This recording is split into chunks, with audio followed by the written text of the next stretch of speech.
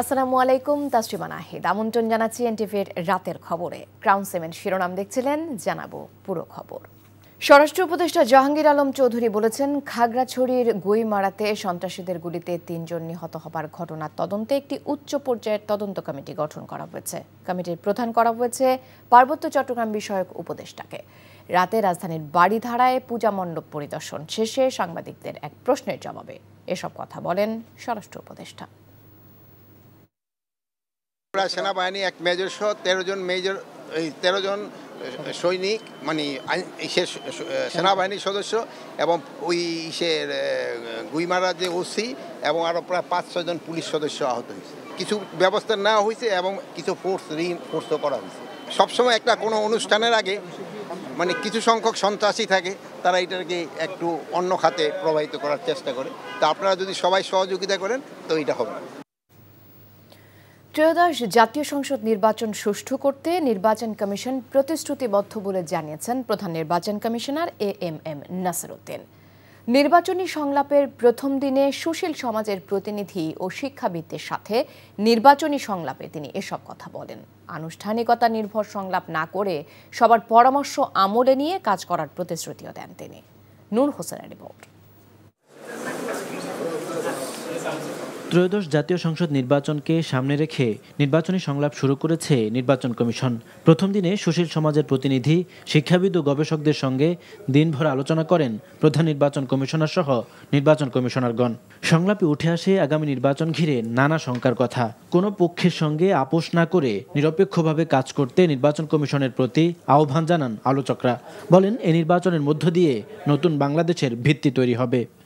আপনারা যে পেশার দায়িত্ব নিয়েছেন সেটা আপনারা একেবারে সুচারুরূপে বাংলাদেশে যেটা এক্সাম্পলারি ইলেকশন বলেন সেরকম একটা প্রত্যাশা কিন্তু মানুষের কাছে আছে এবং সেটাই আপনাদের জন্য আমার ধারণা এক ধরনের নির্দেশনা হতে পারে যে আপনাদের কাছ থেকে মানুষ কি চায় এবং আপনাদের কোন উঁচুতে উঠতে হবে। আপনারা যদি মনে করেন আপনাদের বিবেচনায়, আপনাদের তদন্তে, আপনাদের জরিপ সমস্ত কিছুতে যদি মনে করেন সুষ্ঠু নির্বাচন সম্ভব নয়, আমি মনে করি নির্বাচন থেকে সরে আসা উচিত, আপনাদের পদত্যাগ করা উচিত বা অপারগতা প্রকাশ করা উচিত। নির্বাচনের স্বচ্ছতার স্বার্থে গণমাধ্যমে অবাধ ও তথ্য প্রবাহ নিশ্চিত করতে কমিশনের প্রতি আহ্বান জানান বিশিষ্টজনেরা। যত বেশি সংখ্যক আমার সাংবাদিক বলেন, ক্যামেরা বলেন, এই যত ভিজিবল থাকা যায় প্রত্যেক ক্ষেত্রে, এমনকি প্রয়োজনীয় অতিরিক্ত। আর দ্বিতীয়ত হচ্ছে যে পর্যবেক্ষকদের উপর নির্ভর করা খুবই প্রয়োজন। অশ্লীল কথাবার্তার যে ব্যবহার সেটা ক্ষুণ্ণ হয় প্রায় প্রতিদিনই। তো সেই জায়গাটা যেন আমরা একটা নিশ্চিত করতে পারি, এটা আমার একটা অনুরোধ থাকবে। ডাকসু ও জাকসু নির্বাচন থেকে শিক্ষা গ্রহণ সহ সবার পরামর্শ আমলে নিয়ে সুষ্ঠু নির্বাচন আয়োজনের প্রস্তুতি নেওয়ার কথা জানিয়েছেন প্রধান নির্বাচন কমিশনার। সবাই যদি আসে, সবাই যদি কেন্দ্রে আসে এবং আমরা আমাদের তরফ থেকে আমরা এশিওর করছি যে আমরা ইনশাল্লাহ totally freely, impartially, neutrally, professionally as per law election করতে আমরা প্রতিশ্রুতিবদ্ধ। আগামী কয়েকদিনের মধ্যে সব পক্ষের সঙ্গে সংলাপ শেষ করার ইঙ্গিত দিয়েছে নির্বাচন কমিশন। নূর হোসেন, এনটিভি নিউজ, ঢাকা। স্বচ্ছতা ও জবাবদিহিতা নিশ্চিতে রাজনৈতিক দলগুলোকে তথ্য অধিকার আইনের আওতায় আনা জরুরি বলে মত দিয়েছেন সুজনের সম্পাদক। আরটিআইবির নির্বাহী পরিচালক বলেছেন, বর্তমান সরকার তথ্য অধিকার আইনে দৃষ্টান্ত স্থাপনের ব্যর্থ হয়েছে। অন্যদিকে রাজনীতিতে আলাদা এক অনুষ্ঠানে তথ্য উপদেষ্টা মাহফুজ আলম জানান, দ্রুততম সময়ে গঠিত হবে তথ্য কমিশন।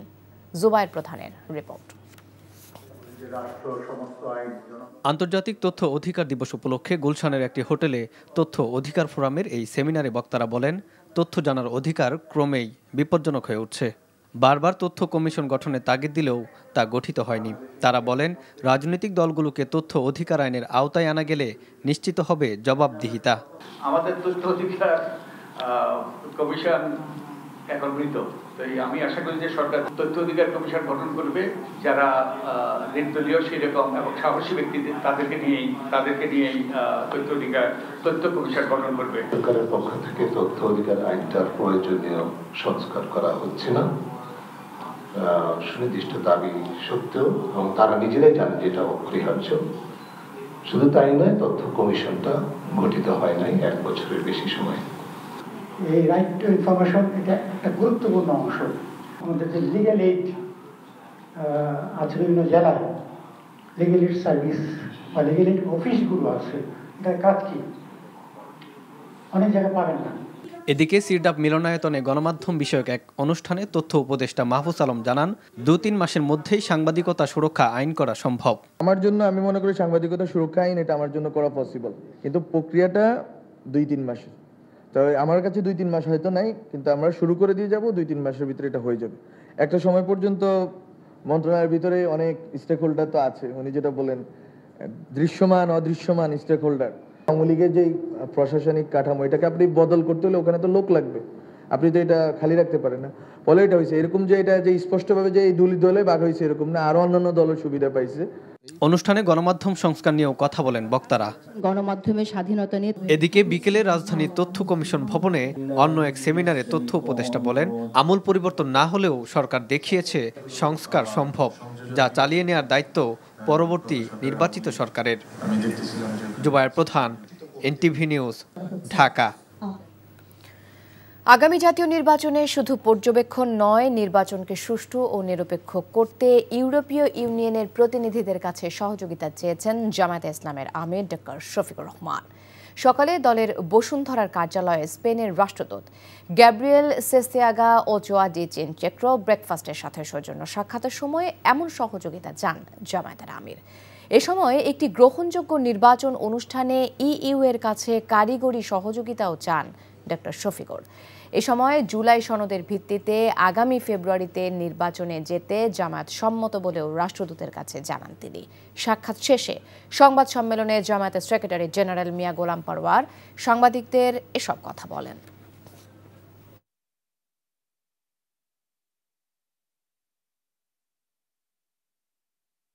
ফ্রি ফেয়ার ইলেকশনের জন্য আমরা পেশাদারিত্বের সঙ্গে এই নির্বাচনগুলো পর্যবেক্ষণ করব। আমির জামাত বলেছেন যে শুধু আপনারা ইলেকশন অবজারভেশন করবেন এটা আমরা চাই না, আমাদের নির্বাচন সুষ্ঠু, গ্রহণযোগ্য, নিরপেক্ষ করার জন্য প্রয়োজনীয় টেকনিক্যাল সাপোর্ট আপনারা দেবেন, কারিগরি সহযোগিতা যেন আপনারা দিতে পারেন, সেটাও আমির জামাত এই ডেলিগেশনের কাছে তারা অনুরোধ জানিয়েছেন। সর্বনিম্ন 4,67,167 টাকা ধরে 2026 সালের জন্য 3টি সরকারি হজ প্যাকেজ ঘোষণা করেছে ধর্ম মন্ত্রণালয়, যা গেলবারের চেয়ে 11,000 টাকা কম। সন্ধ্যায় সচিবালয়ের সংবাদ সম্মেলনে এই ঘোষণা দেন ধর্ম উপদেষ্টা ডক্টর আফম খালিদ হোসেন। সরকারের ঘোষণার সাথে সামঞ্জস্য রেখে বেসরকারি এজেন্সিগুলো আরও 2টি প্যাকেজ ঘোষণা করতে পারবে।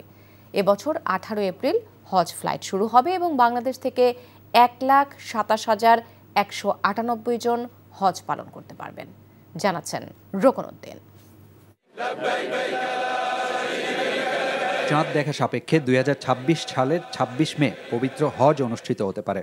সৌদি সরকারের কোটা অনুযায়ী বাংলাদেশ থেকে আগামী বছর 1,27,198 জন হজ পালন করতে পারবেন। রোববার সন্ধ্যায় সচিবালয়ে সরকারিভাবে 3টি হজ প্যাকেজ ঘোষণা করেন ধর্ম উপদেষ্টা। বলেন 12 বছর ও তার চেয়ে বেশি বয়সের সুস্থ ব্যক্তিরা 2026 সালে হজে যেতে পারবেন। দুরারোগ্য রোগীদের জন্য নিষেধাজ্ঞা থাকায় সরকারি হাসপাতালের চিকিৎসকদের সনদ ছাড়া কেউ হজে যেতে পারবেন না বলেও জানান ধর্ম উপদেষ্টা। রাজকীয় সৌদি সরকার কর্তৃক কোন খাতের খরচ বৃদ্ধি হ্রাস করা হলে কোন খাতের সে অনুসারে প্যাকেজ মূল্য বৃদ্ধি বা হ্রাস করা হবে। প্যাকেজ মূল্য বৃদ্ধি পেলে হজ যাত্রীদেরকে তা পরিশোধ করতে হবে।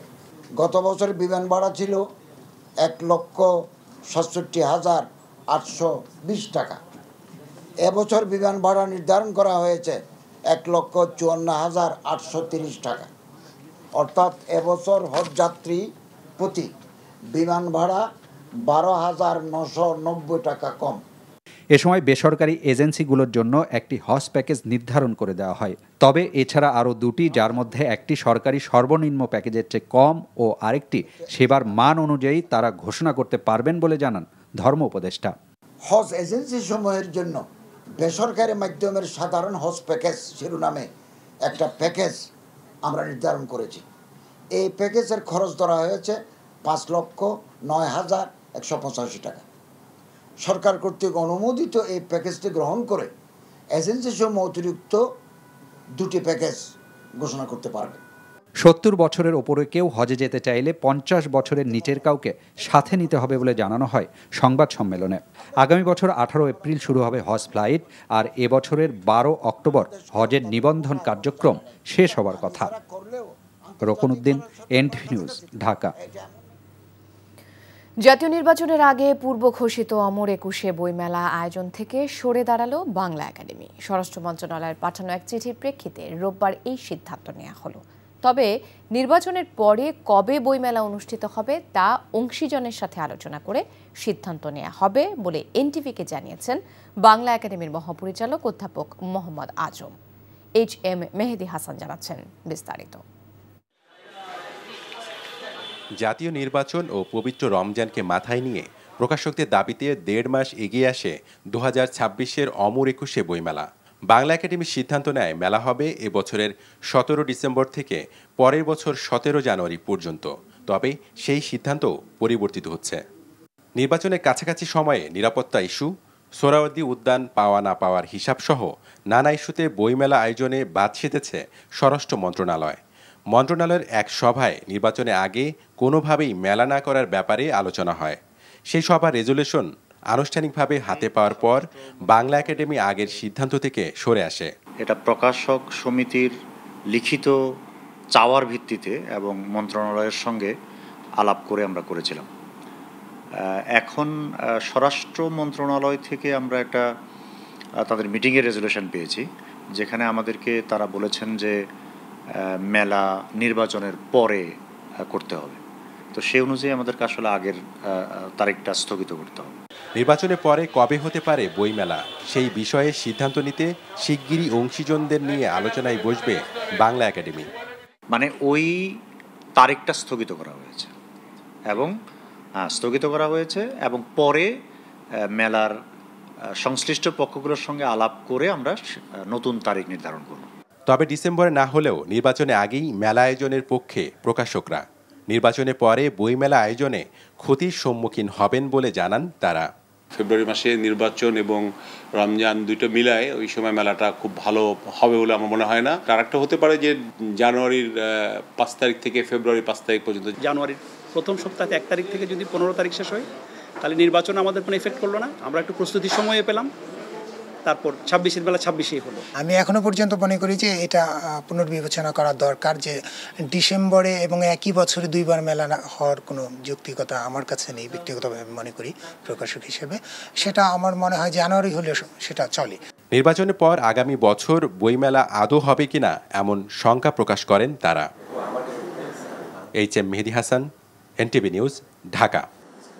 আগামী জাতীয় নির্বাচনে সকল সম্প্রদায়ের অংশগ্রহণ নিশ্চিত করবে জাতীয় নাগরিক পার্টি, এমন মন্তব্য করলেন দলটির আহ্বায়ক নাহিদ ইসলাম। সন্ধ্যায় রাজধানীর ঢাকেশ্বরী মন্দির পরিদর্শনে এসে তিনি এ মন্তব্য করেন। হিন্দু সম্প্রদায়ের মানুষজন যাতে নির্বিঘ্নে পূজা উদযাপন করতে পারেন সেজন্য সরকারকে সব ধরনের সহযোগিতার আহ্বান জানান। এ সময় পূজা উদযাপন কমিটির সঙ্গে শুভেচ্ছা বিনিময় করেন নাহিদ ইসলাম। আগামী নির্বাচন এবং প্রার্থী নির্বাচনে অবশ্যই সকল ধর্মের এবং সম্প্রদায়ের অংশগ্রহণ নিশ্চিত করবে। আমাদের নির্বাচনী ইস্তিহারেও আমরা যাতে সকল নাগরিকের সমান মর্যাদা, সকল সম্প্রদায়ের সমান অধিকার এবং মর্যাদা নিশ্চিত হয়, সেই লক্ষ্যে আমরা কাজ করব। ডাকসু নির্বাচনের ব্যালট পেপার নীলক্ষেতে ছাপানোর কথা ভেন্ডরের পক্ষ থেকে বিশ্ববিদ্যালয়ের প্রশাসনকে জানানো হয়নি বলে জানিয়েছেন ঢাকা বিশ্ববিদ্যালয়ের উপাচার্য ডক্টর নিয়াজ আহমেদ খান। এ বিষয়ে বিশ্ববিদ্যালয় প্রশাসন তাদের কাছে জানতে চাইলে ভেন্ডর লিখিতভাবে ভুল স্বীকার করেছে বলেও জানান উপাচার্য। আজ সংবাদ সম্মেলনে ডক্টর নিয়াজ আরও বলেন, ডাকসু নির্বাচনের যে ভোট পড়েছে তার সাথে স্বাক্ষর করা ভোটের সংখ্যায় কোনো ভুল নেই। তিনি জানান 5 ধাপের সুরক্ষা স্তর পাড়ি দিয়ে প্রস্তুত করা হয়েছে ডাকসু নির্বাচনের ব্যালট পেপার, তাই যেখানেই ছাপানো হোক ব্যালট পেপার বেহাত হবার সুযোগ নেই। ডাকসু নির্বাচনের মোট 29,821টি ভোট পড়েছে বলে সংবাদ সম্মেলনে জানানো হয়। এছাড়া সিসিটিভি ফুটেজ ও ভোটারদের স্বাক্ষরিত তালিকা দেখতে চাইলে প্রার্থীদের যথাযথ প্রক্রিয়ায় আবেদন করতে হবে বলে জানিয়েছে বিশ্ববিদ্যালয় কর্তৃপক্ষ। কোড আরোপ করা, কোডের সাথে মেশিনের কম্প্যাটিবিলিটি দেখা, তারপরে সেটিকে মেশিন রিডেবল করা, প্রিটেস্ট করার পরে সিলগালাকৃত খামে সেগুলো সিগনেচার করে বুঝে নেওয়ার পরে এটি ব্যবহারযোগ্য হবে। অতএব এখানে কেউ পকেটে নিয়ে কেন্দ্রে যাওয়া বা এটি ব্যবহার করার কোনো সুযোগই নেই। সুরক্ষা পর্বটি যে স্টেপগুলো সেটি নীলক্ষেতের দোকানে সম্ভব নয়, সেটি মূল অফিসে নিয়ে যেয়েই করা হয়েছে। আওয়ামী লীগের বিতর্কিত সংসদ সদস্য হাজী সেলিমের নির্মাণাধীন প্রতিষ্ঠানে অবৈধ গাড়ির সন্ধানে অভিযান চালিয়েছে যৌথ বাহিনী। রাজধানীর আজিমপুরে হাজী সেলিমের নির্মাণ প্রতিষ্ঠান মদিনা ডেভেলপার কোম্পানি একটি ভবনে অভিযান চালায় যৌথ বাহিনী। এ সময় ভবনের বেসমেন্ট ফ্লোর থেকে 3টি বিলাসবহুল গাড়িসহ 6টি গাড়ির সন্ধান পাওয়া যায়। এর মধ্যে BMW ব্র্যান্ডের মালিকানা হাজী সেলিমের বলে নিশ্চিত হয় যৌথ বাহিনী। বাকি 5টি গাড়ি সেলিমের বিভিন্ন ব্যবসায়িক প্রতিষ্ঠান ও ব্যক্তির নামে। গাড়িগুলোর কাগজপত্র ও চাবির সন্ধানে হাজী সেলিমের প্রতিষ্ঠানের ব্যবস্থাপককে জিজ্ঞাসাবাদ করে যৌথ বাহিনী ও ডিএমপির নির্বাহী ম্যাজিস্ট্রেট। শুরু হলো ওয়ালটন কম্পিউটারের ডাবল ধামাকা অফার। এই ক্যাম্পেইনের আওতায় ক্রেতারা ওয়ালটন ডেস্কটপ, ল্যাপটপ সহ বিভিন্ন পণ্য কিনলেই পাচ্ছেন নিশ্চিত উপহার। সেই সঙ্গে অন্যান্য কম্পিউটার অ্যাক্সেসরিজে থাকছে 50% মূল্য ছাড়। এছাড়াও রয়েছে বিশেষ উপহার। এই অফার থাকছে চলতি বছর জুড়ে। বিকেলে রাজধানীর ওয়ালটন কর্পোরেট অফিসে এক অনুষ্ঠানে এই ঘোষণা দেওয়া হয়। এতে প্রধান অতিথি ছিলেন রবি আজিয়াটার সহযোগী প্রতিষ্ঠান এক্সেনটেকের এমডি ও সিইও আদিল হোসেন নোবেল। এ সময় ওয়ালটন প্লাজার এমডি মোহাম্মদ রায়হান সহ অন্যরাও উপস্থিত ছিলেন। এই ছিল রাতের খবরে। এই খবরের ভিডিও সহ আপডেট জানতে ভিজিট করুন এনটিভি অনলাইন www.ntv.com।